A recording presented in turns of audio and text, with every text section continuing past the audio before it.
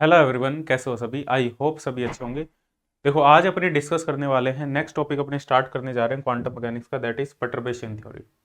और perturbation theory अपने इस लेक्चर में कंप्लीट कवर कर लेंगे। यहाँ पे दो टाइप की परटर्बेशन थ्योरी है। फर्स्ट हमारे पास में है time independent perturbation theory, time independent perturbation theory. और जो नेक्स्ट है हमारे पास में वो है टाइम डिपेंडेंट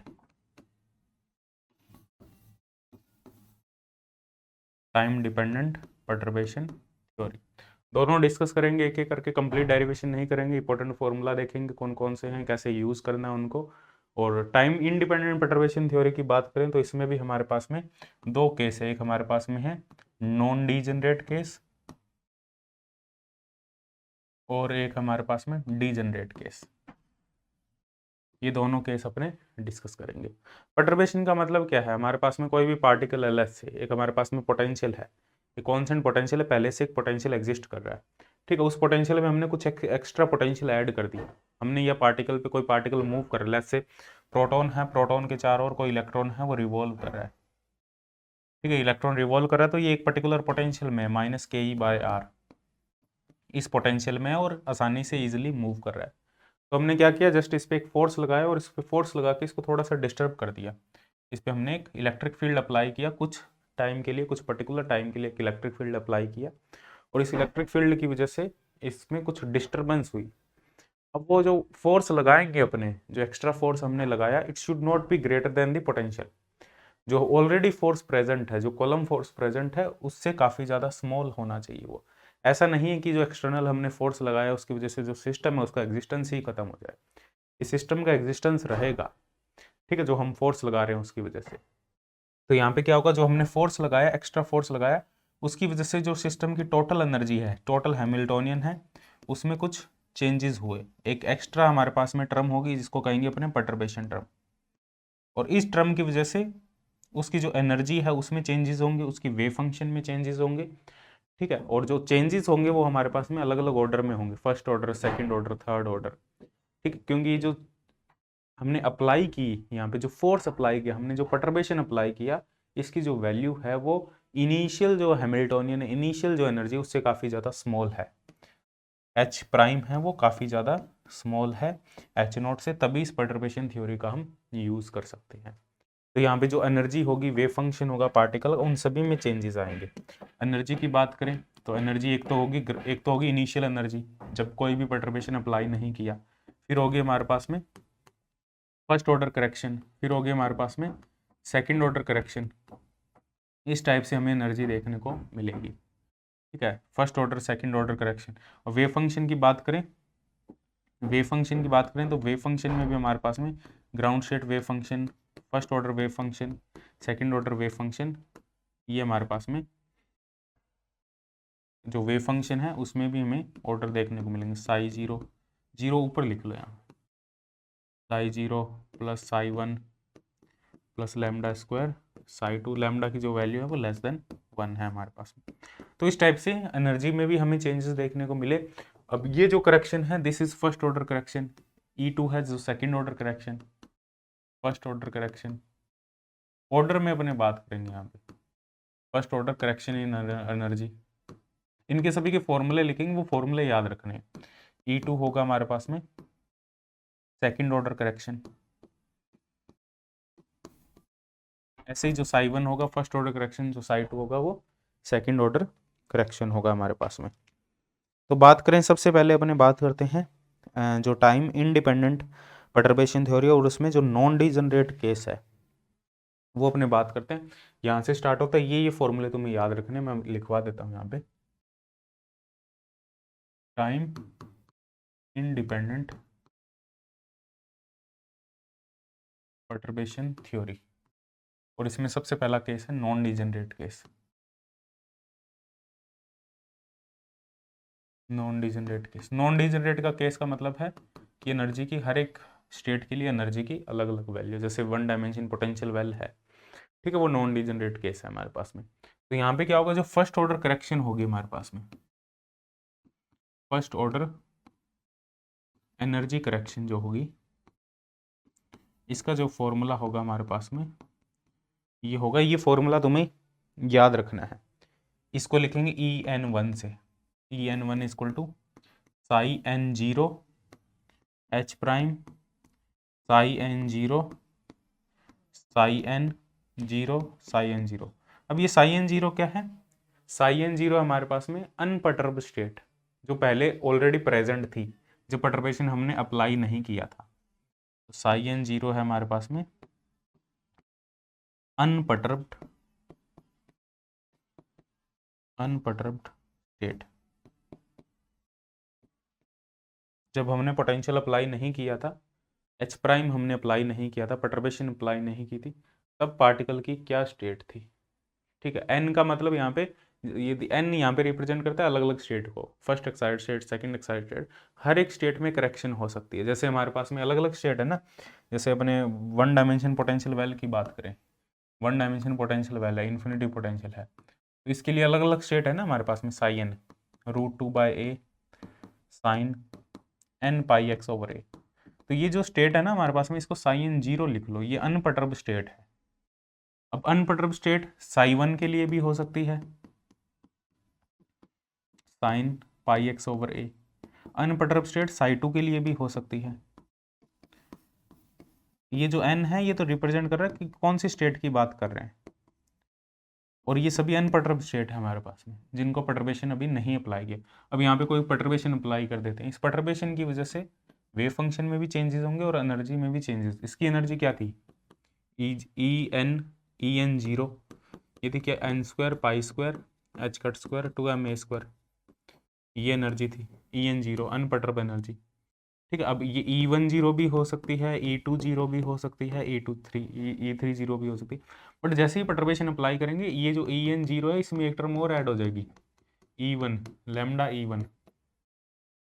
ठीक है, जो हमारे पास में फर्स्ट ऑर्डर करेक्शन है वो ऐड हो जाएगी, सेकंड ऑर्डर करेक्शन भी ऐड हो जाएगी, थर्ड ऑर्डर करेक्शन भी ऐड हो जाएगी। हर एक स्टेट के अंदर n स्टेट है तो n स्टेट में करेक्शन ऐड हो जाएगी, n वेव फंक्शन है तो n वेव फंक्शन के अंदर जो करेक्शन है हमारे पास में ऐड हो जाएगी।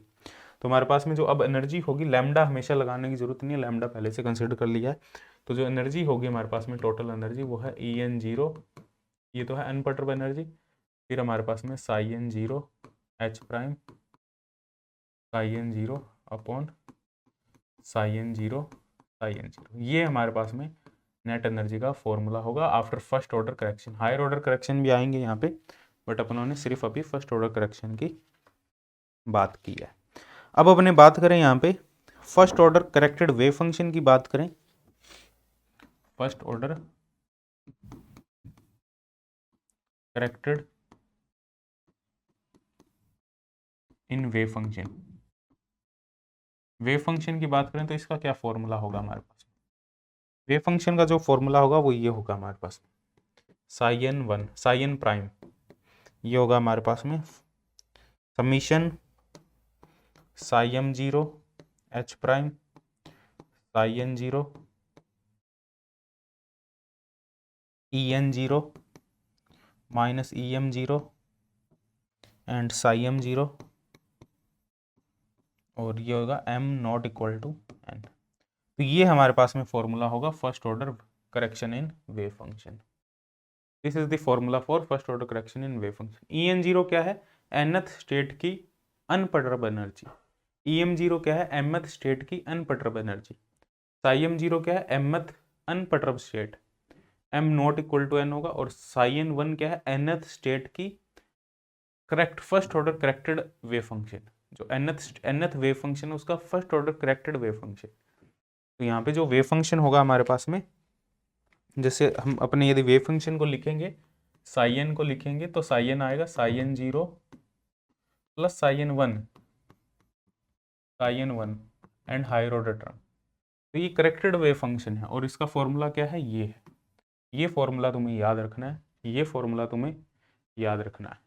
ठीक है, सेकेंड ऑर्डर एनर्जी करेक्शन की बात करें, second order energy correction, first order देख लिया हमने, सेकेंड ऑर्डर एनर्जी करेक्शन, जो सेकेंड ऑर्डर एनर्जी करेक्शन होगा हमारे पास में वो होगा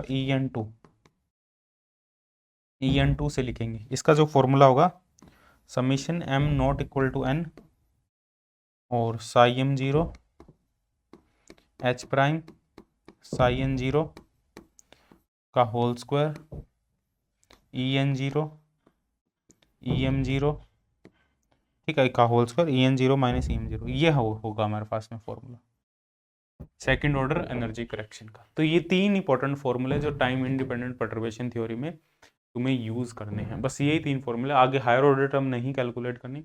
ये थोड़ा सा डिफिकल्ट होता है कैलकुलेट करना, ये कैलकुलेट करना बहुत ईजी होता है, ये भी कैलकुलेट करना ईजी होता है, इतना ज़्यादा डिफिकल्ट नहीं होता।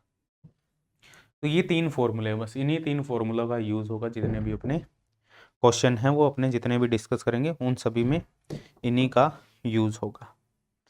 जैसे हमारे पास में, जैसे एक अपने वन डायमेंशन पोटेंशियल वेल है हमारे पास में, एक एग्जांपल ले लेते हैं, बाकी क्वेश्चन भी करेंगे अपने, एग्जांपल के तौर पे अपने बात करें। वन डायमेंशन पोटेंशियल वेल है, ठीक है, ये 0 to a इन्फिनिटिव, और इसमें हमने एक कॉन्स्टेंट पोटेंशियल ऐड कर दिया V0। पहले अंदर पोटेंशियल 0 था, हमने कॉन्स्टेंट परटर्बेशन ऐड कर दिया, हमने V0 परटर्बेशन ऐड कर दिया। H प्राइम है, V0 है, कॉन्स्टेंट परटर्बेशन है, कॉन्स्टेंट परटर्बेशन, ठीक है। तो इसके लिए अपने यदि यदि nth एक्साइटेड स्टेट के लिए अपने कैलकुलेट करें, या फर्स्ट एक्साइटेड स्टेट या ग्राउंड स्टेट के लिए अपने कैलकुलेट करें first order correction in energy, या nth एक्साइटेड स्टेट क्या है इसकी, nth एक्साइटेड स्टेट है इसकी psi n 0 equal to √2/a sine n pi x/a। यदि अपने nth एक्साइटेड स्टेट के लिए कैलकुलेट करें कि first order correction in energy, तो EN1 हो जाएगा first order nth excited state के लिए first order correction in energy, तो ये हो जाएगा Sai n0 h prime psi n0 psi n0। Integration form में भी लिख सकते हैं इसको, integration of 0 to a, Sai n0 है √2/a sine n pi x/a into V0, h prime की जगह V0 आ जाएगा n pi x/a upon 0 to a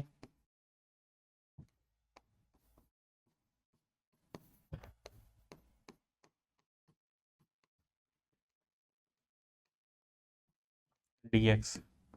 इसको जब सॉल्व करेंगे V0 तो बाहर आ जाएगा, इसको सब सॉल्व करेंगे ये 1 आएगा, V0 आएगा, तो ये हमारे पास में एनर्जी में करेक्शन होगी, ठीक है। इस टाइप से अपने कैलकुलेट कर सकते हैं, क्योंकि V0 बाहर आ जाएगा, उसमें कैंसिल हो जाएंगे, या इसकी जो वैल्यू है ये जो वैल्यू है ये 1 होगी हमारे पास में, क्योंकि नॉर्मलाइज स्टेट है, ठीक है।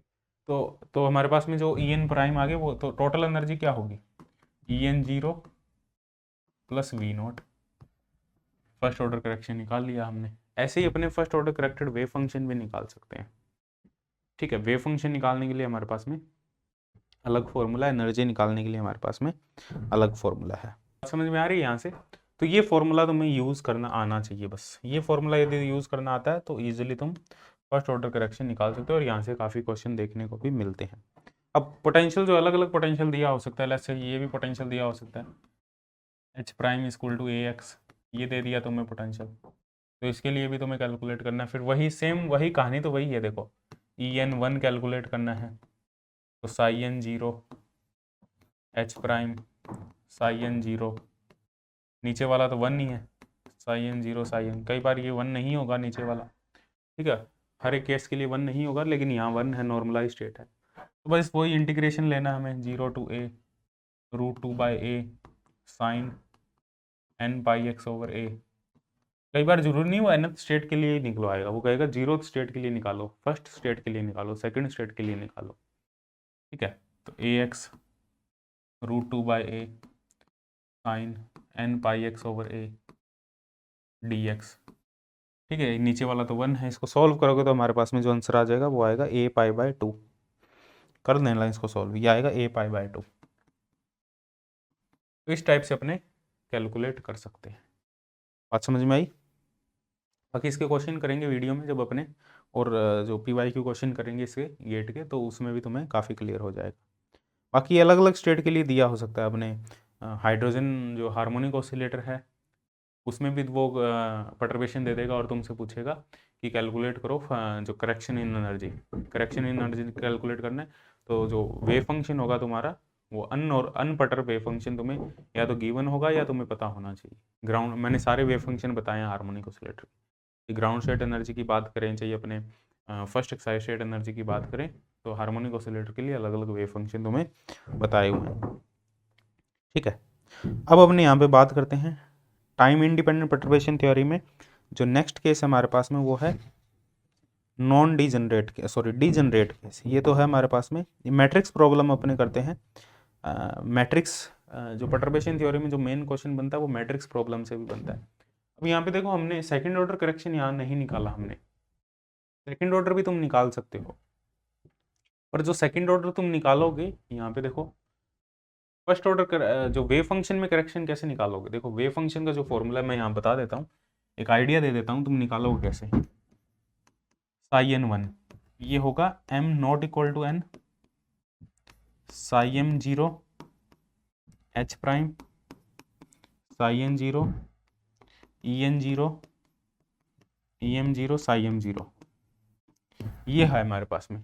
अब n की जगह अपने ले लेते हैं, लेट्स से n की जगह n ही ले लेते हैं अपने। n की वैल्यू क्या हो सकती है पॉसिबल, n की वैल्यू हो सकती है 1 2 3 4 5 6, ये पॉसिबल वैल्यू हो सकती है। तो n की जगह अपने चलो 1 ले लेते हैं। मान लो फर्स्ट एक्साइटेड स्टेट के लिए, ग्राउंड स्टेट के लिए हमें first order correction wave function में निकालना, तो n की जगह हो गया 0, साई 0 1। साई 0 मतलब जो ग्राउंड स्टेट है उसके लिए करेक्टेड वेव फंक्शन निकालना है। ठीक है, तो ये हो जाएगा m should not be equal to 0, ये हो जाएगा psi m0 h prime psi 0 0। Psi 0 0 मतलब है जो अनपर्टर्ब स्टेट है, ग्राउंड स्टेट अनपर्टर्ब स्टेट। ठीक है, जो ग्राउंड अनपर्टर्ब स्टेट है ये ENE 0 0 EM0 साई m0। अब यहाँ पे m की वैल्यू क्या हो सकती है, m की वैल्यू 0 नहीं होगी, बाकी सभी हो सकती है। m की वैल्यू सॉरी यहाँ पे m की वैल्यू 1 नहीं होगी, 0 n की वैल्यू 1 से स्टार्ट है यार, 0 तो होगा ही नहीं, 1 लो यहाँ पे, n की वैल्यू 1 लो, क्योंकि यहाँ पे n की वैल्यू 1 से स्टार्ट है ना, 0 तो होगा ही नहीं, n 0 तो पॉसिबल ही नहीं है, क्योंकि जो हमारे पास में वन डायमेंशन पोटेंशियल वेल है, वन डायमेंशन पोटेंशियल वेल में n इक्वल टू 0 तो पॉसिबल ही नहीं है। ठीक है, तो ये होगा हमारे पास में, बट m की वैल्यू 1 नहीं होगी, 2 हो सकती है, 3 हो सकती है, 4 हो सकती है, 5 हो सकती है, तो अलग अलग, तो ये बहुत बड़ा टर्म बन जाएगी हमारे पास में। साई 1 1 टर्म निकालेंगे यहाँ पे, फर्स्ट टर्म आएगी जिसमें m इक्वल टू 2 है, m2 वाली टर्म बनेगी, psi 2 0 h prime psi 1 0 upon E1 0 E2 0, ये आ जाएगा हमारे पास, plus psi 3 0 h prime psi 1 0 E1 0 E3 0, ऐसे हायर ऑर्डर टर्म आ जाएगी हमारे पास। चलता रहेगा ये लास्ट तक, जब तक स्टेट खत्म नहीं हो जाती। स्टेट तो बहुत सारी है हमारे पास में, ये चलता रहेगा। अब यदि फाइनाइट स्टेट है हमारे पास में, यहाँ पे तो नंबर ऑफ स्टेट बहुत सारी है, 1 2 3 4 5 6 7 8, ये समीशन चलता रहेगा आगे आगे तक। ठीक है, यदि फाइनाइट स्टेट है, 2 स्टेट है, 3 स्टेट है, तो खत्म हो जाएगा 2 3 टर्म के बाद में। तो यहाँ वैसा नहीं है, तो जो क्वेश्चन बनेगा वो इस टाइप से ही बनेगा, तुम्हें जो नंबर ऑफ स्टेट दी होगी वो फाइनाइट दी होगी। तो मैट्रिक्स में कैलकुलेट, जो मैट्रिक्स प्रॉब्लम करते हैं तो उसमें ये ज़्यादा क्वेश्चन पूछे जाते हैं इससे रिलेटेड।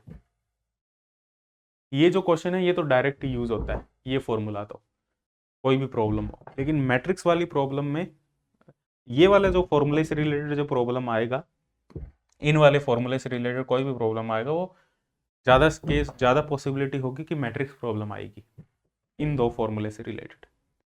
ठीक है, कई बार सिंपल प्रॉब्लम भी आ जाती है, लेकिन मैट्रिक्स प्रॉब्लम आने की ज़्यादा चांसेस होती है। तो अपने यहाँ पे डिस्कस करते हैं कि मैट्रिक्स प्रॉब्लम को कैसे सॉल्व करें। ठीक है, तो मैट्रिक्स प्रॉब्लम इसमें डिस्कस करते हैं। सबसे पहले अपने मैट्रिक्स प्रॉब्लम में भी, इसमें भी दोनों केस होंगे हमारे पास में, डीजनरेट और नॉन डीजनरेट केस।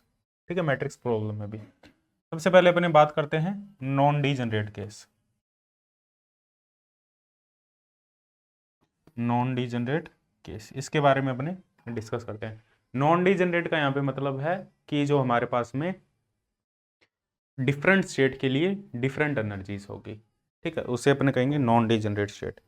तो इसमें अपने एक क्वेश्चन डिस्कस करते हैं और क्वेश्चन से ही ये समझ में आएगा। क्वेश्चन हमारे पास में ये है, क्वेश्चन हमारे पास में है the Hamiltonian of A system in orthonormal basis is the Hamiltonian of A system in orthonormal basis,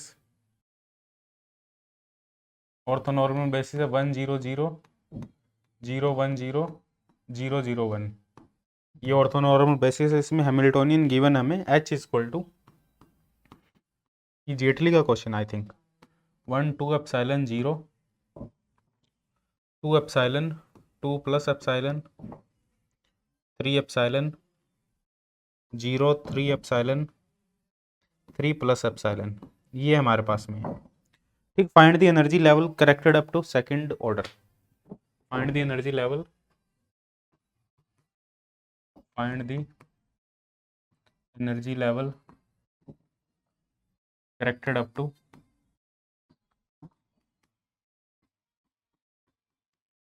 second order. अब देखो यहाँ पे क्या करना है तुम्हें, जस्ट बहुत जल्दी करवा देता हूँ ये क्वेश्चन। अब जो हैमिल्टोनियन है वो नेट हैमिल्टोनियन गिवन है, मतलब परटर्बेशन के साथ गिवन है, और एप्सिलॉन की वैल्यू यहाँ पे 1 से बहुत ज़्यादा कम है, ये गिवन है हमें क्वेश्चन में। अब इसको अपने इस फॉर्म में लिख सकते हैं। सबसे पहले तो h को h not plus h prime form में लिखो, h not plus h prime. ठीक है, तो ये आ जाएगा 1, एप्सिलॉन टर्म को छोड़ दो।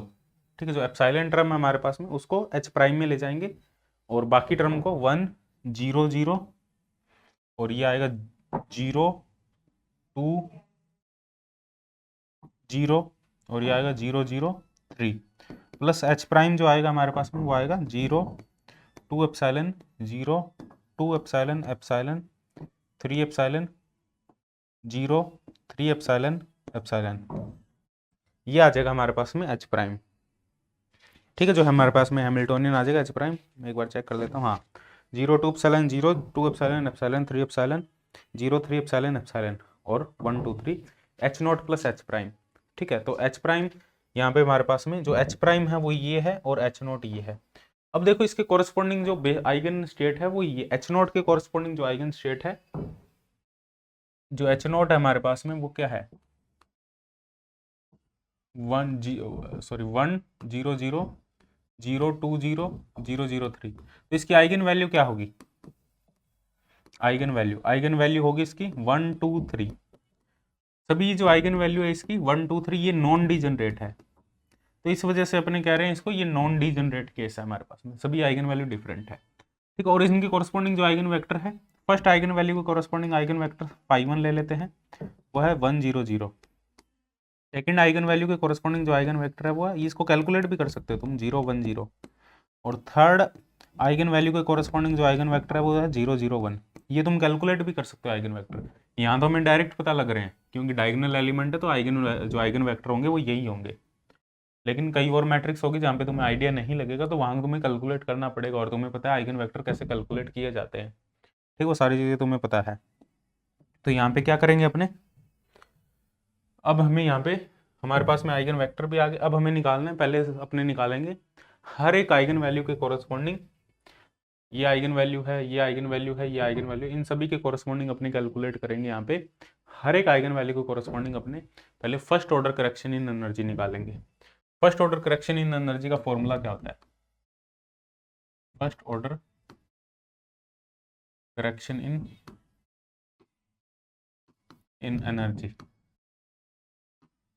First order correction in energy के फॉर्मूले की बात करें तो ये होता है हमारे पास में En E1 0 E1 1, हमारे पास में E1 1 होगा ψ1 0 H प्राइम ψ1 0 ψ1 0 ψ1 0, ये हमारे पास में है। ठीक है, फर्स्ट ऑर्डर करेक्शन, ये टर्म तो 1 हो जाएगी, और ये टर्म हमारे पास में ψ1 0 का बराबर वेक्टर क्या है 1 0 0, H प्राइम क्या है हमारे पास में, ये रहा 0 2 epsilon 0 0 2 epsilon 0 2 epsilon epsilon 3 epsilon 2 epsilon epsilon 3 epsilon 0 3 epsilon epsilon, ये हमारे पास में, और 0 1 0 0, ये हमारे पास में। कैट वेक्टर को इससे लिख दिया, बरा वेक्टर को इससे लिख दिया। इसको हमें सॉल्व करना है। इसको जब सॉल्व करेंगे तो हमारे पास में जो आंसर निकल के आएगा, मैं बता देता हूँ। जो आंसर निकल के आएगा, इसको जब सॉल्व करेंगे तो हमारे पास में जो फर्स्ट ऑर्डर करेक्शन निकल के आएगी वो आएगी हमारे पास में 0। तो फर्स्ट ऑर्डर करेक्शन 0 है इसमें। ठीक, ऐसे ही अपने कैलकुलेट करेंगे किसके लिए, E2 के लिए। E2 क्या है हमारे पास, psi2 0 H prime psi2 0 psi2 0 psi2 0। इसको भी अपने सॉल्व करेंगे सेम। psi2 क्या है हमारे पास में, ये रहा psi2, ये रहा psi2, और ये किसके कॉरेस्पॉन्डिंग है, 2 के कॉरेस्पॉन्डिंग। तो इसमें जो फर्स्ट ऑर्डर करेक्शन होगा हमारे पास में, इसको भी जब सॉल्व करेंगे ये आएगा एप्सिलॉन। ऐसे ही E3 जो 1 आएगा, E3 प्राइम आएगा हमारे पास में, ये भी एप्सिलॉन आएगा। तो ये सभी फर्स्ट ऑर्डर करेक्शन है। तो जो टोटल एनर्जी है हमारे पास में, 3 एनर्जी है ना, E1 है हमारे पास में, E1 0 plus E1 1 plus E1 2।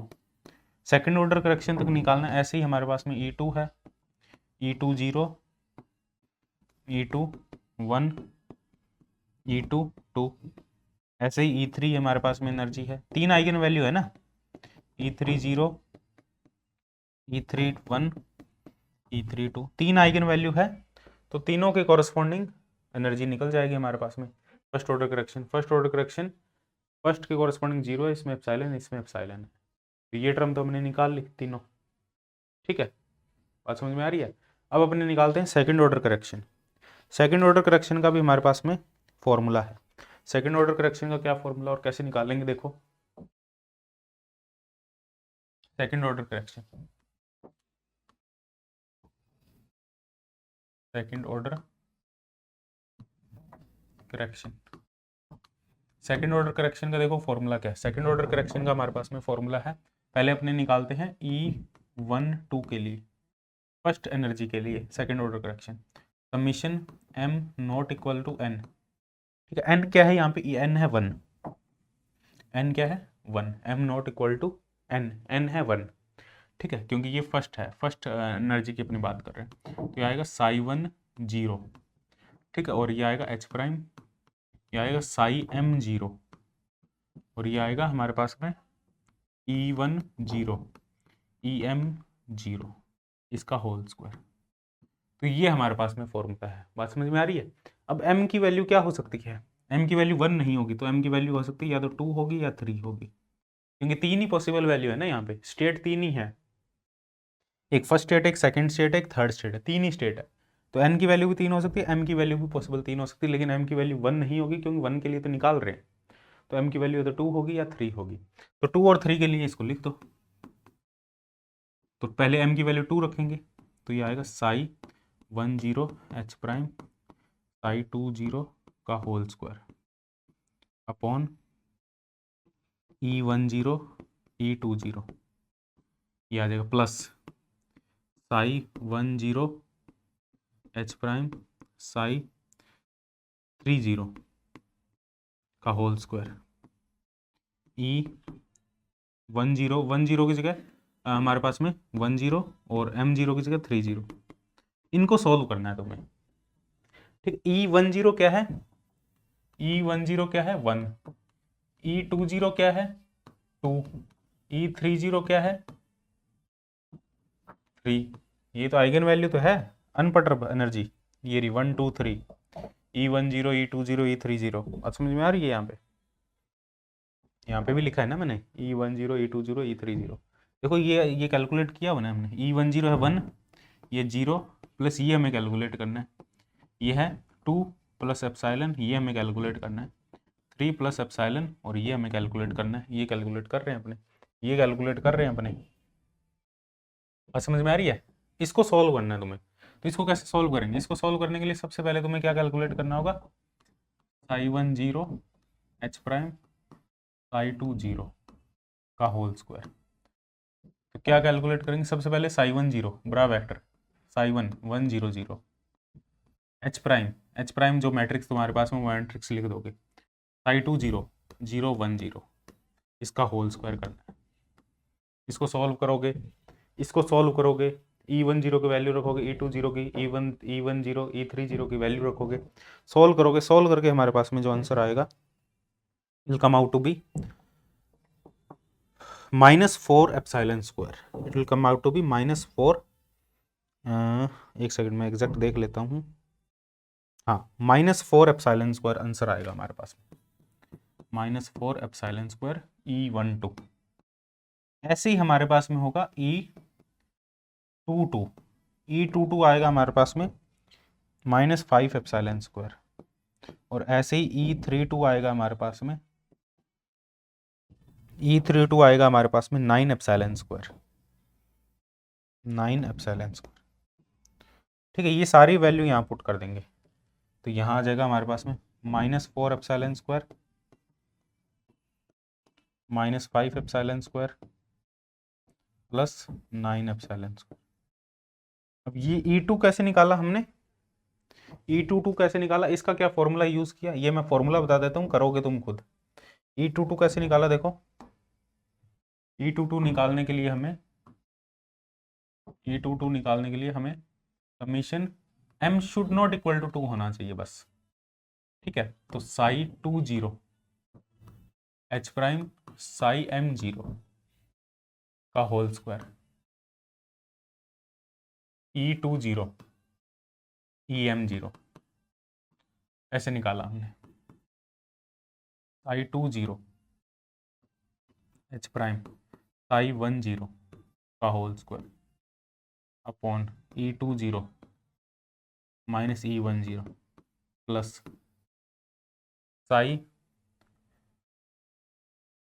2 था तो साई 2 0 एच प्राइम साई 1 0 की जगह 3 0 आ जाएगा अब, क्योंकि m की वैल्यू अब 3 हो जाएगी, E2 0 E1 की जगह आ जाएगा 3, ये होल्स।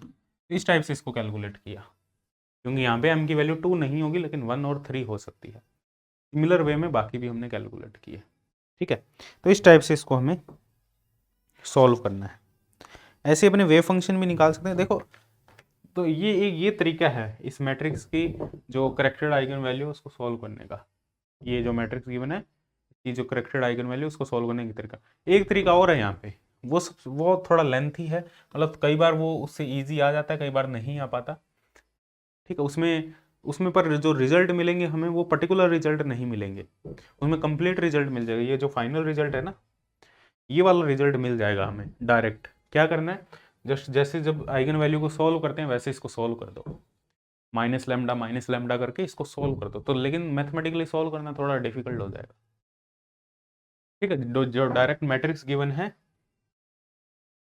एक डायरेक्ट तरीका ये है, पर वो कॉम्प्लिकेटेड हो जाता है, कई बार सॉल्व करना इजी नहीं रहता। इसको क्या करना है तुम्हें, तो एच गिवन है H naught plus H prime, ये पूरी मैट्रिक्स जो गिवन है इसकी आइगन वैल्यू निकाल लो, कंप्लीट मैट्रिक्स की आइगन वैल्यू माइनस लैम्डा करके, वो डायरेक्ट ये आएगी, ये वाली टर्म तीनों। पर ये थोड़ा कॉम्प्लिकेटेड केस है, करना डिफिकल्ट है, होगा नहीं। सॉल्व करोगे तो बहुत लंबी लंबी कैलकुलेशन हो जाएगी एप्सिलॉन की टर्म्स में, थोड़ा सा डिफिकल्ट होगा सॉल्व करना, लेकिन यहाँ से डायरेक्ट रिजल्ट मिल जाते हैं।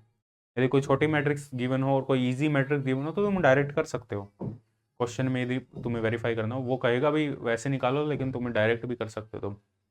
हाँ, लेकिन वो अंदर ही कुछ पूछ ले, वो ये पूछ ले मान लो कि वो सिर्फ पर्टिकुलर यही केस पूछ ले, तो तुम्हें पूरा क्यों करना, फिर तो तुम यही केस डायरेक्ट सोल्व करोगे ना, H naught plus H prime करके। तो बात समझ में आ रही है क्या कहना चाह रहा हूँ यहाँ पे मैं।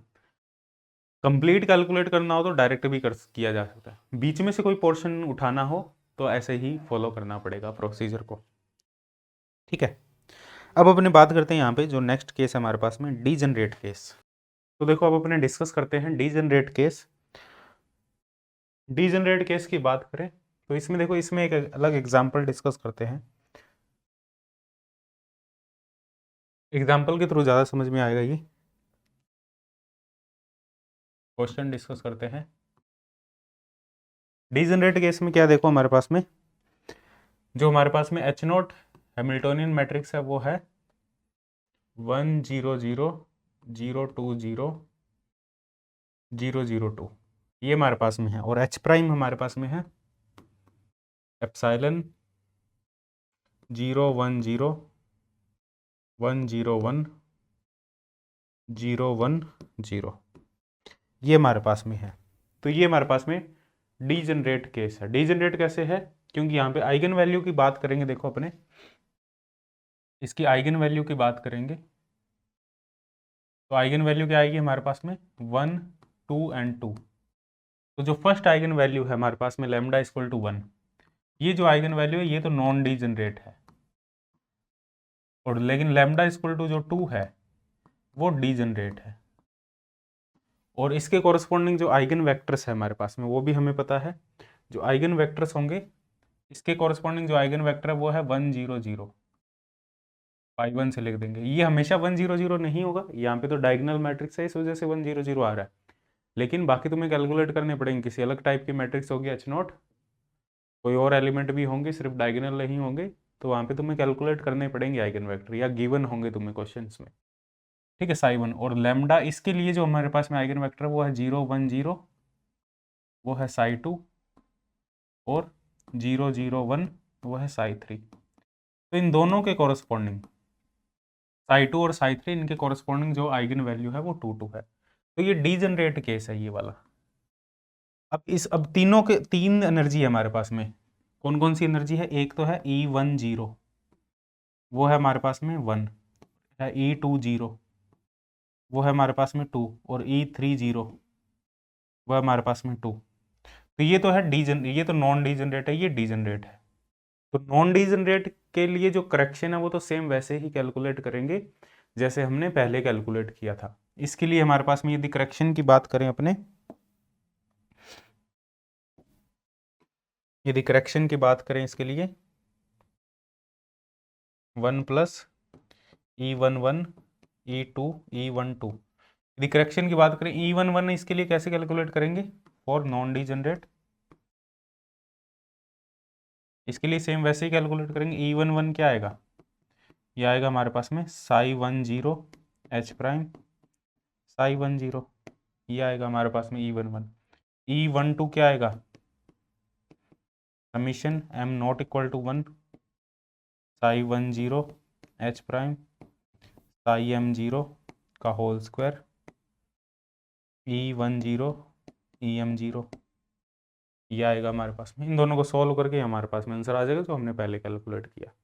बट जो डीजनरेसी है, जो डीजनरेट आइगन वैल्यू, उसके लिए अलग कहानी होगी। तो इसमें देखो क्या करना पड़ेगा हमें, फर्स्ट ऑर्डर करेक्शन निकालने के लिए फर्स्ट ऑर्डर, इसमें सिर्फ फर्स्ट ऑर्डर ही निकलेगा, सेकंड ऑर्डर नहीं निकलेगा डीजनरेट केस में।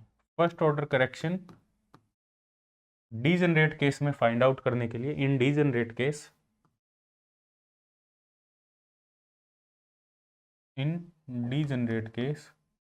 डीजनरेट केस में यदि फर्स्ट ऑर्डर करेक्शन हमें फाइंड आउट करना है तो यहाँ क्या करना पड़ेगा हमें, सबसे पहले कौन कौन सी आइगन वैल्यू है हमारे पास में, एक तो लैम्डा 2 है और एक लैम्डा 3 है, दोनों सेम। तो इनके कॉरस्पॉन्डिंग आइगन वेक्टर कौन से हैं, साई 20 है और साई 30 है। तो हम क्या करेंगे, इसके कॉरस्पॉन्डिंग एक मैट्रिक्स बनानी पड़ेगी हमें, यहाँ एक मैट्रिक्स बनेगी, और उस मैट्रिक्स के जो एलिमेंट होंगे वो ये होंगे, इनके कॉरस्पॉन्डिंग होंगे H22 H23 H32 H33, और ये जो होंगे हमारे पास में ये होंगे H22 होगा Sai 20 H prime Sai 20 Sai 20 H prime Sai 30 Sai 30 H prime Sai 20 Sai 30 H prime Sai 30, ये मैट्रिक्स बनेगी हमारे पास में, ठीक है। अब हमें क्या करना है, साई 20 हमारे पास में है, साई 30 भी हमारे पास में है, H प्राइम भी हमारे पास में है, ये मैट्रिक्स हमें कैलकुलेट करनी है। ये मैट्रिक्स कैलकुलेट करेंगे, ये मैट्रिक्स जो निकल के आएगी हमारे पास में, ये कैलकुलेट कर लोगे ना, सभी एलिमेंट को तुम्हें कैलकुलेट करना है। तो ये जो मैट्रिक्स निकल के आएगी हमारे पास में, it will come out to be 0 epsilon epsilon 0। ये मैट्रिक्स हमारे पास में निकल के आएगी। अब इसकी जो आइगन वैल्यू होगी, इस मैट्रिक्स की जो आइगन वैल्यू होगी, ये जो आइगन वैल्यू होगी ये फर्स्ट ऑर्डर करेक्शन होगी। इसकी जो आइगन वैल्यू आएगी वो आएगी plus minus epsilon eigen value lambda, और यही फर्स्ट ऑर्डर करेक्शन होगी in degenerate energy eigen value. This is the first order eigen value of this matrix. Eigen value of this matrix would be first order correction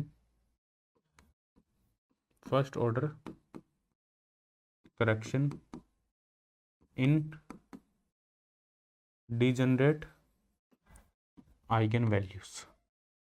जो degenerate eigen value है इसमें जो first order correction होगा वो एक में plus epsilon होगा, एक में माइनस एप्सिलॉन होगा, प्लस माइनस एप्सिलॉन होगा। बात समझ में आई? क्लियर है? यहाँ तक कोई दिक्कत वाली बात नहीं है किसी को भी? तो ये हमारे पास में डीजेनरेट केस, इस टाइप से हमें कैलकुलेट करना है। अब अपने डिस्कस करते हैं यहाँ पे जो नेक्स्ट है हमारे पास में वो है टाइम डिपेंडेंट परटर्बेशन थ्योरी। अब यहाँ पे जो पोटेंशियल अपने हैमिल्टोनियन अप्लाई करेंगे वो टाइम डिपेंडेंट होगा, ठीक है। कॉन्स्टेंट भी हो सकता है, टाइम डिपेंडेंट भी हो सकता है। टाइम डिपेंडेंट परटर्बेशन थ्योरी की बात करें, ठीक है, टाइम डिपेंडेंट परटर्बेशन थ्योरी की बात करें तो यहाँ पे जो पोटेंशियल होगा हमारे पास में H equal to H naught plus H prime, या जो परटर्बिंग पोटेंशियल होगा वो टाइम डिपेंडेंट होगा। टाइम डिपेंडेंट जो पोटेंशियल होगा हमारे पास में कुछ इस टाइप से होगा। यहाँ एक दो फॉर्मूले जो तुम्हें याद रखने, काफ़ी इंपॉर्टेंट फॉर्मूले, जो लास्ट एग्जाम हुआ था 2022 का उसमें से क्वेश्चन पूछा गया था, लेकिन जो सितंबर में एग्जाम हुआ था उसमें से क्वेश्चन नहीं आया था इसमें, नेट के एग्जाम में। गेट में कई बार क्वेश्चन पूछ लिया जाता है। तो यहाँ पे जो हमारे पास में होगा जो पोटेंशियल होगा वो टाइम डिपेंडेंट होगा, इस टाइप का पोटेंशियल होगा। Vt कोई फिक्स टाइम के लिए 0 से t, टाउ टाइम के लिए, और 0 होगा अदरवाइज, इस टाइप का कोई पोटेंशियल है। तो इसके लिए हमारे पास में जो वेव फंक्शन होगा टाइम डिपेंडेंट है, तो इसमें जो वेव फंक्शन होगा हमारे पास में साई टी, उसमें जो कोफिशिएंट्स होंगे Cn वो भी टाइम डिपेंडेंट होंगे, और इन कोफिशिएंट से ही अपने प्रोबेबिलिटी कैलकुलेट करते हैं। तो यहाँ पे जो कोफिशिएंट्स होंगे हमारे पास में, जो एक स्टेट से जब अपने दूसरे स्टेट में मूव करेंगे तो इन कोफिशिएंट्स की वैल्यू टाइम के साथ में चेंज होगी। तो इनको अपने कहते हैं ट्रांजिशन प्रोबेबिलिटी कोफिशिएंट्स। तो इसका जो फॉर्मूला होगा ये याद रखना है तुम्हें। एक इंपॉर्टेंट फॉर्मूला है जो मोस्ट इंपॉर्टेंट है, ट्रांजिशन प्रोबेबिलिटी कोफिशिएंट्स। ये फॉर्मूला याद रख लेना बस, इससे रिलेटेड क्वेश्चन आते हैं एग्जाम में। ये होगा हमारे पास में CNT, CFT, CF है फाइनल स्टेट यहाँ पे। ये होगा minus iota by H cut 0 से t, psi F final state Sai F है, इनिशियल स्टेट साई आई है, e की power iota omega F I omega F I T D T. ये होगा हमारे पास में ट्रांजिशन प्रोबेबिलिटी कोफिशिएंट 0 से t minus iota by F, psi F V T psi I. Psi F final state है, यदि पार्टिकल है वो ट्रांजिशन कर रहा है इनिशियल स्टेट से फाइनल स्टेट में, तो उसकी जो प्रोबेबिलिटी होगी, जो ट्रांजिशन प्रोबेबिलिटी कोफिशिएंट्स होगा फाइनल स्टेट का, वो क्या होगा minus iota by H cut 0 से t psi F V T psi I E की power iota omega F I. Omega F I होगा हमारे पास में omega F minus omega I. Omega I है frequency of final state, angular frequency of final state, और omega I है हमारे पास में angular frequency of initial state. तो ये याद रखना है हमारे पास में, ये फॉर्मूला मोस्ट इंपॉर्टेंट है।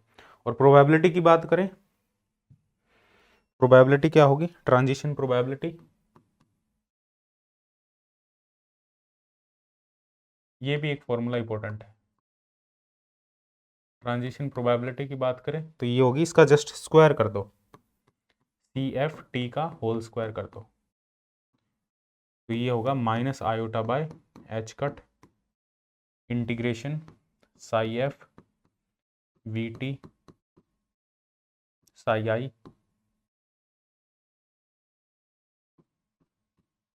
ठीक है ई की power iota omega F I T D T, इसका होल स्क्वायर कर दो जस्ट। ये हमारे पास में होगी ट्रांजिशन प्रोबेबिलिटी। ठीक है, ये भी तुम्हें फॉर्मूला याद रखना। अब इसमें अलग अलग केस है। यदि कॉन्स्टेंट पोटेंशियल की बात करें, ये तो हमने कहा भी टाइम डिपेंडेंट पोटेंशियल होगा, लेकिन यदि ये पोटेंशियल कॉन्स्टेंट हो तो क्या कहानी होगी।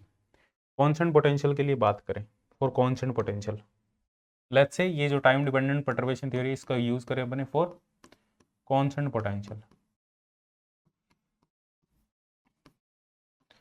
कॉन्स्टेंट पोटेंशियल की यदि अपने बात करें तो कॉन्स्टेंट पोटेंशियल के लिए जो ट्रांजिशन प्रोबेबिलिटी है वो क्या होगी, पी आई एफ। एक स्टेट से दूसरी स्टेट में यदि अपने ट्रांजिशन कर रहे हैं तो जो ट्रांजिशन प्रोबेबिलिटी है वो कॉन्स्टेंट पोटेंशियल के लिए क्या होगी हमारे पास। तो यहाँ पे पोटेंशियल कॉन्स्टेंट आ जाएगा minus iota by H cut psi F V psi I iota omega F minus omega I T D T whole square. ठीक है, जब इसको सॉल्व करेंगे, सॉल्व करके हमारे पास में ये जो टर्म आएगी वो ये आएगी हमारे पास 1 by H cut square 1 by H cut square psi F V psi I का होल स्क्वायर। ये टाइम डिपेंडेंट नहीं है, इसका होल स्क्वायर बाहर आ जाएगा इंटीग्रेशन से, और ओमेगा स्क्वायर एफ आई भी बाहर आ जाएगा क्योंकि इसका अपने इसको हमें क्या करना है, इसको हमें इंटीग्रेट करना है टाइम के रिस्पेक्ट में। ठीक है, और ये आ जाएगा हमारे पास में एक बार iota omega F I minus F I minus 1 का होल स्क्वायर। ठीक है, ये आ जाएगा हमारे पास में। इसको इंटीग्रेट करके इसको सॉल्व करेंगे तो ये आ जाएगा, और ई की पावर ये हमें पता है ई की पावर आयोटा थीटा माइनस 1 का जो होल स्क्वायर होता है वो होता है हमारे पास में 4 साइन स्क्वायर थीटा बाई 2। ये रिलेशन हमने यूज़ किया है। देखो क्या किया हमने, ये वाली जो टर्म है, ये वाली टर्म, इसको तो इंटीग्रेशन से बाहर निकाल दिया, ये इंटीग्रेशन में थी टर्म, इसको इंटीग्रेशन से बाहर निकाल दिया, होल स्क्वायर होगी। इस टर्म का इंटीग्रेशन कर लिया टाइम के रिस्पेक्ट में, तो ओमेगा एफ आई एक नीचे आया तो वो होल स्क्वायर बाहर आ गया। और इस टर्म को जब लिमिट लगाएंगे 0 से टी, तो लिमिट लगाई 0 से टी तो ये टर्म आ गई थी। ठीक है, अब ये जो टर्म है इस टर्म को अपने लिख सकते हैं ये, तो यहाँ से हमारे पास में जो फाइनल रिजल्ट निकल के आ रहा है वो ये आएगा पी आई एफ। ये तुम्हें पता होना चाहिए 4 upon H cut square psi F V psi I का होल स्क्वायर, और ये आएगा sine square omega F I T upon 2 omega F I whole square. तो ये हमारे पास में फाइनल रिजल्ट निकल के आएगा, बट एट द एंड तुम्हें याद ये फॉर्मूला ही रखना है। ठीक है, जरूरी नहीं वो हमेशा कॉन्स्टेंट पोटेंशियल देगा, यदि वो कॉन्स्टेंट पोटेंशियल बोले तो फाइनल रिजल्ट ये निकल के आएगा sine square omega F I T by 2 omega F I का होल स्क्वायर। ठीक है, ये फाइनल रिजल्ट। और इसका यदि अपने टाइम के रिस्पेक्ट में ग्राफ प्लॉट करें तो इसका जो ग्राफ होगा वो ये होगा कुछ, ये इसका ग्राफ हमें देखने को मिलेगा। ठीक है, और इसकी जो वैल्यू होगी, मैक्सिमम वैल्यू होगी वो होगी टी स्क्वायर बाई 4, और इसके जो नोड्स होंगे वो मिलेंगे हमें, इसका जो पीरियड होगा time period 2 pi by omega आई। ठीक है, 4 पाई बाई ओमेगा एफ आई इस टाइप से, minus 2 pi by omega F I 4 pi by omega F आई, ये इसका ग्राफ होगा जो अपने प्लॉट कर सकते हैं इजीली। ठीक है, और इसका जो एरिया होगा इस ग्राफ का, एरिया ऑफ दिस ग्राफ, ये प्रोपोर्शनल होगा टी की, area of this graph proportional to time. Time जैसे जैसे बढ़ेगा जो ग्राफ का एरिया है वो भी इंक्रीज होगा हमारे पास में। ठीक है, और ओमेगा एफ आई यदि 0 है, omega F I tends to 0 है, इस पॉइंट की अपनी बात करें तो यहाँ पे इस ग्राफ की जो मैक्सिमम वैल्यू है टी स्क्वायर बाई 4 है। ओमेगा एफ आई 0 पर हमारे पास में sign square omega F I T upon 2 और ओमेगा एफ आई का होल स्क्वायर है, इसकी वैल्यू होगी टी स्क्वायर बाई 4। तो ये जो ग्राफ है ना, ये किसका बनाया हमने, ये ग्राफ बनाया हमने sine square omega F I T by 2 upon omega F I का होल स्क्वायर। इसका हमने ग्राफ बनाया with respect to T, sine square omega F I T by two upon omega F I का whole square का T के respect में जो graph है। ठीक है, बहुत कम चांसेस है कि पूछा जाएगा इस ग्राफ से। जो मेन क्वेश्चन बनता है वो डायरेक्ट यहीं से बनता है, इस फॉर्मूले से और इस फॉर्मूले से। एक जो पी वाई क्यू क्वेश्चन 2022 में जो एग्जाम हुआ था फैब में, उसमें एक पी वाई क्यू क्वेश्चन आया था, बहुत ईजी क्वेश्चन था। ठीक है, वो डायरेक्ट इस फॉर्मूले का यूज़ करके हो रहा था सॉल्व, इस फॉर्मूले से कर सकते थे। या डायरेक्ट कॉन्स्टेंट पोटेंशियल के लिए इस फॉर्मूले का भी तुम यूज़ कर सकते थे, यहाँ से कर लेते, ये यहाँ से कर लेते, तो यहीं से क्वेश्चन आता है। ठीक है, इन जनरल तो ये हमारे पास में है। तो ओमेगा एफ आई की वैल्यू यदि टेंस टू 0 है तो ये होगा टी स्क्वायर बाई 4। इसकी जो मैक्सिमम वैल्यू होगी वो होगी टी स्क्वायर बाई 4। ठीक है, यदि अपने इसमें टी टेंड टू इन्फिनिटिव की बात करें, देखो टी टेंड टू ये तो था, ये फाइनाइट टाइम के लिए। यदि टी टेंड टू इन्फिनिटिव की बात करें, टी टेंड टू इन्फिनिटी पे जो प्रोबेबिलिटी का फॉर्मूला बन जाएगा वो हमारे पास में डेल्टा फंक्शन की फॉर्म में कन्वर्ट हो जाएगा। टी टेंड टू इन्फिनिटी पे ये वाली जो टर्म है, ये वाली टर्म हमारे पास में डेल्टा की टर्म में कन्वर्ट हो जाएगी। और टी टेंड टू इन्फिनिटी पे जो ये फॉर्मूला होगा, अब ये कन्वर्ट करने की जरूरत नहीं है तुम्हें। टी टेंड टू इन्फिनिटी पे ये जो फॉर्मूला होगा वो होगा 2 pi T by H cut psi F V psi I का whole square delta E F minus E I. ये फॉर्मूला होगा हमारे पास में टी टेंड टू इन्फिनिटी पर, तो ये भी तुम याद रखना। टी टेंड टू इन्फिनिटी पे जो हमारा पास फॉर्मूला है वो डेल्टा फंक्शन में कन्वर्ट हो जाता है, मोस्ट इंपॉर्टेंट फॉर्मूला है। ठीक है, और हमारे पास में फाइनाइट टाइम के लिए जो फॉर्मूला होगा वो ये होगा sign square omega F I T by to omega F आई। यहाँ पे ई F minus E F I क्या है, ई एफ है यहाँ पे हमारे पास में एच कट ओमेगा एफ, और ई आई है हमारे पास में एच कट ओमेगा आई। देखो ये थोड़ा कॉम्प्लिकेटेड सा लग रहा होगा भाई ये क्या चल रहा है। यहाँ पे मेन मैंने बता दिया तुम्हें, एक तो ये फॉर्मूला है, एक ये वाला फॉर्मूला है, बस ये वाले फॉर्मूले तुम्हें पता होने चाहिए। और बाकी कॉन्स्टेंट पोटेंशियल के लिए कहानी तुम्हें थोड़ी सी पता होनी चाहिए कि कॉन्स्टेंट पोटेंशियल के लिए जो हमारे पास में प्रोबेबिलिटी है उसका वो ये फॉर्मूला होगा, और उसके बाद में टी टेंड टू इन्फिनिटिव कर लेंगे तो ये फॉर्मूला होगा। थोड़ा बहुत आइडिया रखना इसका, याद रखना इसको। ठीक है, ये बीच में मिक्स होगी कि एक पेज। अब यहाँ पे यदि बात करें अपने, यदि ई एफ इक्वल टू ई आई है, ये सर्वाइव तभी करेगा टी टेंड टू इन्फिनिटी पर यदि ई एफ इक्वल टू ई आई है, तभी डेल्टा फंक्शन की वैल्यू 1 होगी। Delta E F minus E आई की वैल्यू 1 कब होगी, जब E F equal to E आई है। तो जो प्रोबेबिलिटी होगी वो हमारे पास में लार्ज टाइम के बाद में जो प्रोबेबिलिटी होगी वो क्या होगी 2 pi T by H cut, ये होगा हमारे पास में psi F V psi I का होल स्क्वायर। तो ये हमारे पास में होगी। और प्रोबेबिलिटी पर यूनिट टाइम की बात करें, पर यूनिट टाइम तो 2 pi by H cut psi F V psi I का whole square. Probability per unit time, gamma I F कह देंगे इसको। तो ये भी इंपॉर्टेंट फॉर्मूला है हमारे पास में। ठीक है, कॉन्स्टेंट पोटेंशियल के लिए। और यहाँ पे ये कब सर्वाइव करेगा, जब E F equal to E आई है। और ई एफ इक्वल टू ई आई का मतलब है कि कॉन्स्टेंट परटर्बेशन के लिए जो एनर्जी है ना तो सिस्टम से बाहर निकलेगी ना सिस्टम को सप्लाई होगी, तभी प्रोबेबिलिटी है ये फॉर्मूला सर्वाइव करेगा। ठीक है, energy neither supply to system nor remove from system.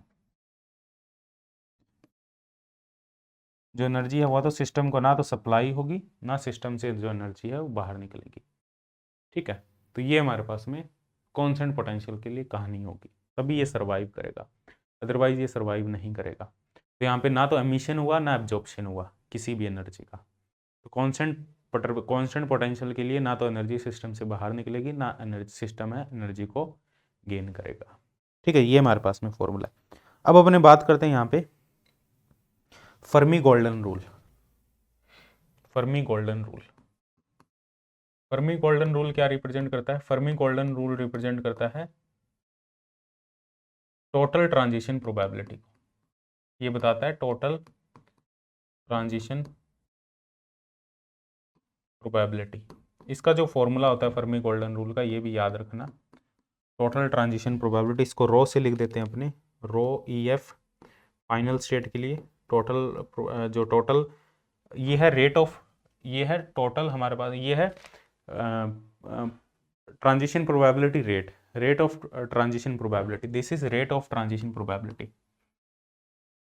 Rate का मतलब टाइम के साथ में पर यूनिट टाइम कितनी है transition probability, this is rate of transition probability, per unit time transition probability कितनी है। और यहाँ पे रो ई एफ है फाइनल स्टेट, और यहाँ पे जो total rate of transition probability जो होगी, total rate of transition probability, वो फर्मी गोल्डन रूल बताएगा। Total rate of transition probability, जो total rate of transition probability होगी उसको अपने लिखेंगे, इंटीग्रेशन कर देंगे इसका, P I F T upon T into rho E F D E F, ये होगी हमारे पास में, ये होगा Fermi golden rule, P I F upon T rho E F into D F, this is Fermi golden rule. ये formula भी तुम्हें याद रखना है। जब इसमें ये वैल्यूज पुट करेंगे सारी, तो ये आएगा हमारे पास में फाइनल रिजल्ट जो निकल के आएगा, वो आएगा 2 पाई बाई एच कट, ठीक है, psi F V psi I का होल स्क्वायर, और अंदर वाली जो टर्म आएगी rho E F delta E F minus E I delta D E F, तो ये आ जाएगा हमारे पास में psi F V psi I का whole square into rho E I, इसको सॉल्व करेंगे तो ये रो ई आई आ जाएगा, ई एफ इक्वल टू ई आई करेंगे तभी ये सर्वाइव करेगा, तो इस फंक्शन में ई एफ की जगह ई आई पुट कर दो, तो ये हमारे पास में आ जाएगी total rate of transition probability, Fermi golden rule. Total rate of transition probability, ये हमारे पास में फॉर्मूला होगा, ठीक है, फर्मी गोल्डन रूल। अब ये टी टेन टू इन्फिनेटिव के लिए है, ठीक है, ये टी टेन टू इन्फिनेटिव के लिए है फॉर्मूला, लार्ज टाइम के लिए, क्योंकि हमने ये जो ट्रांजिशन प्रोबेबिलिटी रेट लिया ये लार्ज टाइम के लिए कंसीडर किया है यहाँ पे। आज समझ में आ रही है। अब अपने बात करते हैं यहाँ पे, अब ये तो कांस्टेंट पोटेंशियल की बात होगी, अब अपने बात करते हैं जो नेक्स्ट पोटेंशियल है, that is harmonic potential. Harmonic potential थोड़ा सा डिफिकल्ट है ये टॉपिक, याद रखने वाली काफ़ी चीज़ें हैं। हार्मोनिक पोटेंशियल, हार्मोनिक पोटेंशियल में क्या होगा, टाइम डिपेंडेंट पोटेंशियल होगा। हार्मोनिक पोटेंशियल वो कुछ इस टाइप का पोटेंशियल है, V T equal to V E की power iota omega T plus V dagger E की power minus iota omega T, इस टाइप का जो पोटेंशियल है उसको अपने कहेंगे हार्मोनिक पोटेंशियल। दोनों टर्म है, वी की पावर आयोटा ओमेगा टी भी है और इसका डैगर भी है, इसका हार्मेशन एडजॉइंट भी है, दोनों इसके अंदर कंसीडर किए गए हैं। तो इसके लिए जो ट्रांजिशन और ये जो वी और वी डैगर है ये टाइम इंडिपेंडेंट है, टाइम इंडिपेंडेंट। इसके लिए जो ट्रांजिशन प्रोबेबिलिटी आएगी, जब इसको सॉल्व करेंगे हम कंप्लीट, जो हमारे पास में ट्रांजिशन प्रोबेबिलिटी का फॉर्मूला है minus iota by H cut integration psi F V T psi I E की power iota omega F I T D T का होल स्क्वायर। इसको जब सॉल्व करेंगे, सॉल्व करके दोनों वैल्यू पुट करेंगे और इसको जब सॉल्व करेंगे तो हमारे पास में जो फाइनल रिजल्ट आएगा वो आएगा 4 बाय एच कट स्क्वायर, जैसे पहले सॉल्व किया था वैसे ही सेम सॉल्व करना है। साई एफ फर्स्ट टर्म आएगी वी साई आई का whole square sine square omega F I sine square omega F I minus sine square omega F I plus omega by 2 T, साथ में T आ जाएगा, ठीक है, upon omega F I plus omega का whole square. जैसे हमारे पास में जो यहाँ पे टर्म थी ना, देखो ये क्या टर्म थी हमारे पास में, ये रिटर्म 4/h² ये रही 4/h² psi F V psi I का whole square sine square omega F I T by 2। यहाँ सिर्फ ओमेगा एफ आई था, लेकिन यहाँ पे वहाँ पे क्या हो जाएगा, omega F I plus omega हो जाएगा। क्यों हो रहा है यहाँ पे प्लस ओमेगा?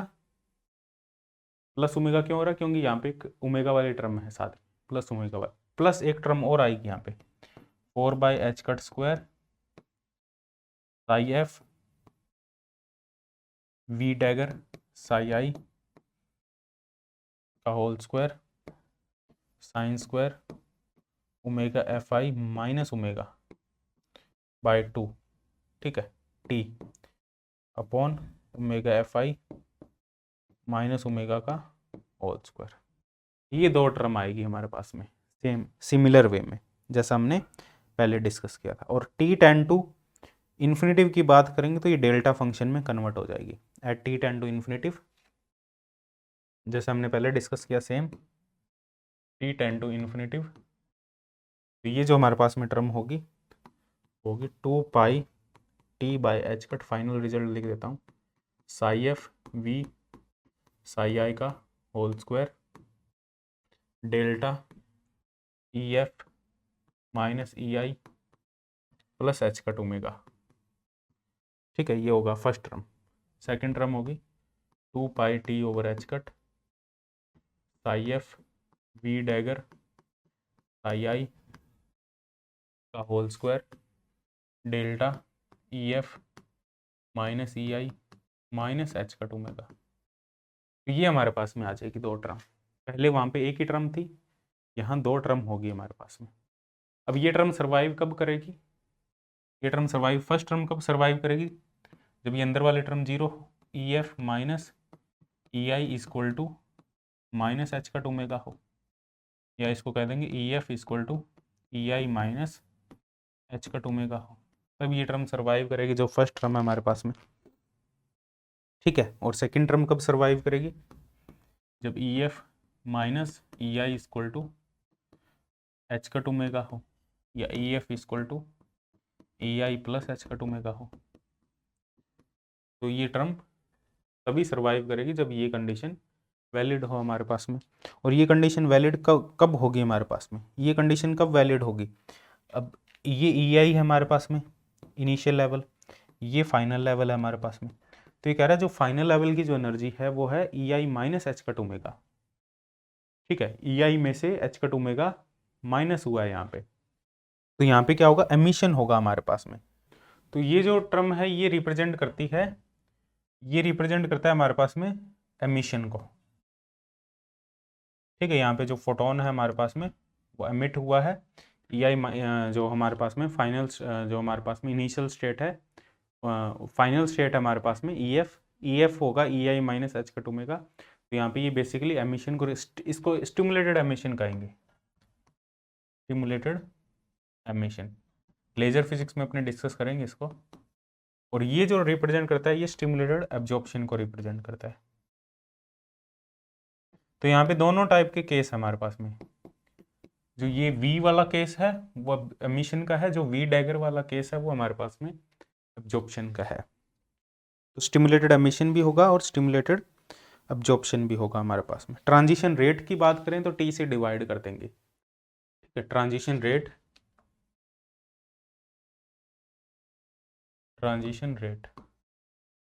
रेट की बात करें तो जस्ट क्या कर देंगे,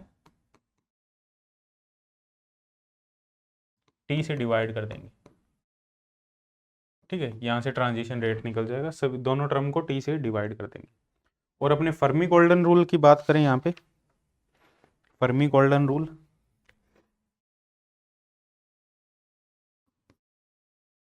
Fermi golden rule, Fermi golden rule की बात करें तो यहाँ पे आएगा हमारे पास में जो नेट टोटल ट्रांजिशन रेट होगा, टोटल ट्रांजिशन रेट, इसका जो फॉर्मूला होता है वो क्या होता है, मैंने लिखा है पहले already, P I F upon T rho E F D E F, ये हमारे पास में है।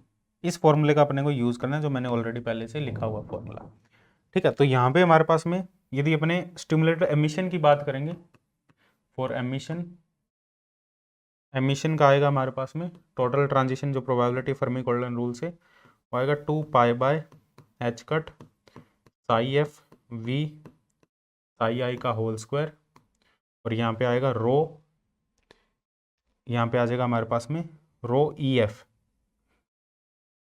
अब देखो यहाँ पे जो इसके अंदर जो टर्म आएगी हमारे पास में P I F upon T, देखो इंटीग्रेशन के अंदर कौन सी टर्म आएगी, इंटीग्रेशन के अंदर आएगी हमारे पास में डेल्टा ई एफ माइनस, देखो यहाँ पे देखो ये वाली टर्म देखो E F minus E I plus H cut omega, और इसके साथ में आएगी rho E F D E F, ये टर्म है ये ना। अब इसको इसको सॉल्व करेंगे तो क्या लिख सकते हैं, ई एफ को अपने क्या लिख सकते हैं यहाँ पे जो ई एफ है, हमें पहले हमारे पास में क्या था, देखो डेल्टा फंक्शन है, डेल्टा फंक्शन में ये है ई एफ इक्वल टू ये आएगा E I minus H cut omega, ये हमारे पास में। तो ई एफ को यदि ई I minus H cut omega लिखेंगे तो ये टर्म सर्वाइव करेगी, तो ये आएगा 2 pi by H cut psi F V psi I का होल स्क्वायर, और यहाँ पे आएगा डेल्टा, डेल्टा नहीं आएगा रो, ई एफ की जगह आएगा E I minus H cut omega, तो ये आएगा हमारे पास एमिशन के लिए E I minus H cut omega, E F होगा सॉरी ई एफ होगा E I minus H cut omega, ठीक है। और यदि एब्जॉर्प्शन की बात करेंगे, एब्जॉर्प्शन इसको पूरा सॉल्व करने की जरूरत नहीं है,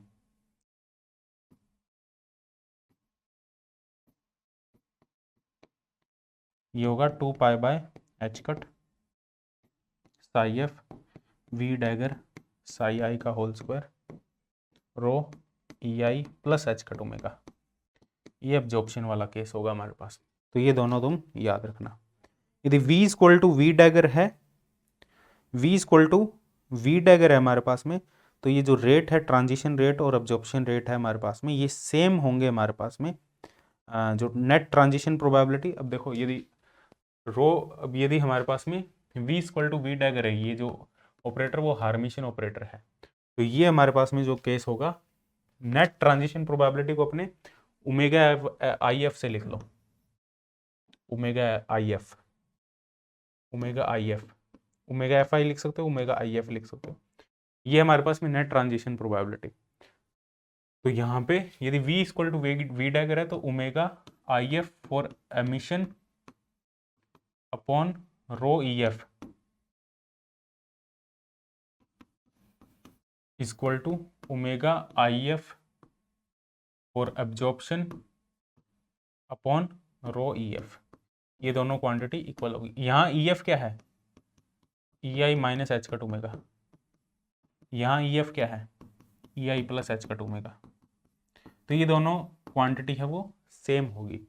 transition probability, total transition probability upon जो ये डेंसिटी है, एनर्जी डेंसिटी, रो यहाँ पे एनर्जी डेंसिटी को रिप्रेजेंट करता है, एनर्जी डेंसिटी का जो रेशियो होगा वो सेम होगा यदि v equal to V dagger, यहाँ से देख सकते हो ये v equal to V dagger है, तो ये क्वांटिटी तो अलग है ना दोनों में, तो इसको डिवाइड में लेके दोनों में, ठीक है, तो ये क्वांटिटी सेम होगी 2 पाई एच कट, तो ये क्वांटिटी होगी क्या, ये क्वांटिटी होगी 2 pi by H cut psi F V psi I का होल स्क्वायर, यही तो होगी ये क्वांटिटी। इस इक्वेशन को कहेंगे detailed balancing equation, detailed balancing equation, ठीक है। तो ये हमारे पास में है टाइम डिपेंडेंट परटर्बेशन थ्योरी। कौन कौन से फॉर्मूले याद रखने में फटाफट से बता देता हूँ, देखो कौन कौन से फॉर्मूले हैं। एक तो ये वाला फॉर्मूला मोस्ट इंपॉर्टेंट फॉर्मूला जो तुम्हें याद रखना है, ठीक है, एक ये वाला हो गया फॉर कॉन्स्टेंट पोटेंशियल, ये वाला फॉर्मूला मोस्ट इंपॉर्टेंट फॉर्मूला है कॉन्स्टेंट पोटेंशियल। फिर उसके बाद में टी टेंड टू इन्फिनिटी पे डेल्टा की फॉर्म में ये फॉर्मूला 3 हो गए। फिर उसके बाद में अपने बात करें यदि हमारे पास में जो नेक्स्ट है हमारे पास में यदि हार्मोनिक पोटेंशियल है, तो हार्मोनिक पोटेंशियल में हमारे पास में जो फाइनल फॉर्मूला है ये वाला हार्मोनिक पोटेंशियल केस में यहाँ से लेके यहाँ तक का वाला, ये पता होना चाहिए। और इसमें एमिशन वाला कौन सा होगा, एब्जॉर्प्शन वाला कौन सा होगा, ये थोड़ा तो आइडिया होना चाहिए। वी वाला एमिशन होगा, वी डैगर वाला एब्जॉर्प्शन होगा, ठीक है। और उसके बाद में जो टोटल जो ट्रांजिशन प्रोबेबिलिटी है वो कब इक्वल होगी, ठीक है, ये तुम्हें पता होना चाहिए, कौन सा रेशियो इक्वल होगा। डिटेल्ड बैलेंसिंग इक्वेशन, इसके बारे में तुम्हें पता होना चाहिए। फर्मी गोल्डन रूल याद कर लेना। फर्मी गोल्डन रूल क्या बताता है? फर्मी गोल्डन रूल हमें बताता है टोटल ट्रांजिशन प्रोबेबिलिटी के बारे में। ये क्या होता है? P I F upon T into rho E F into D E F. ये फॉर्मूला मोस्ट इंपॉर्टेंट है, ठीक है, फर्मी गोल्डन रूल, ये फॉर्मूला मोस्ट इंपॉर्टेंट है। दोबारा लिख देता हूं, क्या बताता है? Total transition probability.